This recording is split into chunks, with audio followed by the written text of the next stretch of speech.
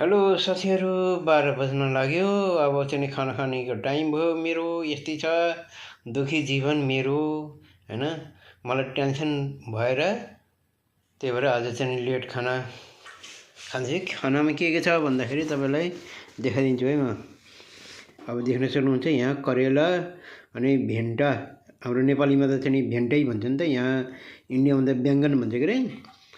आलु अनि त्यहाँबाट चाहिँ नि बैंगन अनि त्यहाँबाट चाहिँ नि फेर करेला पनि मिक्स गरेर बनाएको। अनि यहाँ देख्न सक्नुहुन्छ। अनि फेरि करेला र आलु, सानो सानो आलु देख्न सक्नुहुन्छ नि, यसरी सानो सानो आलु बनाएर अनि करेला यसरी बनाएको। आज खानामा नेपालको चाहिँ नि पातलो पातलो दाल यस्तो पानी भरेको छ। अनि यहाँ आम पनि छ। अनि यो ओरिजिनल भनेको हाम्रो नेपालीको चटनी, टमाटर र यसमा चाहिँ नि काली मिर्च छ। टिमुर चाहिँ हाम्रो नेपालमा चाहिँ नि टिमुर त्यो हुन्छ नि त, यहाँ इन्डियामा त यस्तै हो नि त, अलग्गै चाहिँ पाउँछ नि त। त्यही भएर भात पनि धेरै राखेको छैन आज, किनकि खाने चिजहरू धेरै छन् त साथीहरू। के भने यस्तै छ जिन्दगी।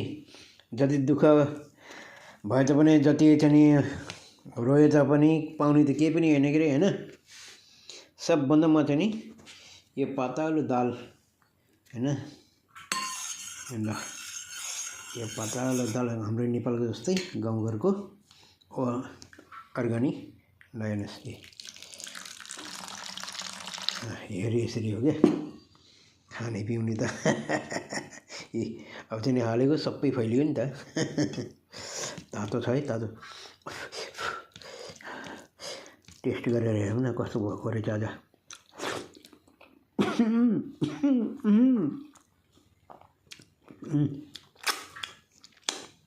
ओहो, दाल बडा जबरजस्त भएको रहेछ यार। सरप गर्दाखेरि घाँटीमा लाग्छ कि फेरि। यसो छ जिन्दगी। हेर्नुहोस्, बैंगन हो नि क्या यो बैंगन। यो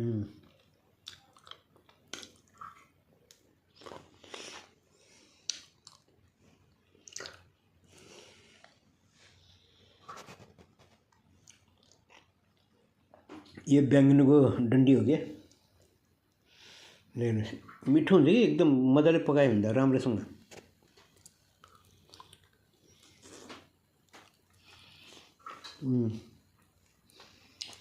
यो टमाटर चाहिँ लसुन सबै कुरो चाहिँ मिसाएको चटनी हो।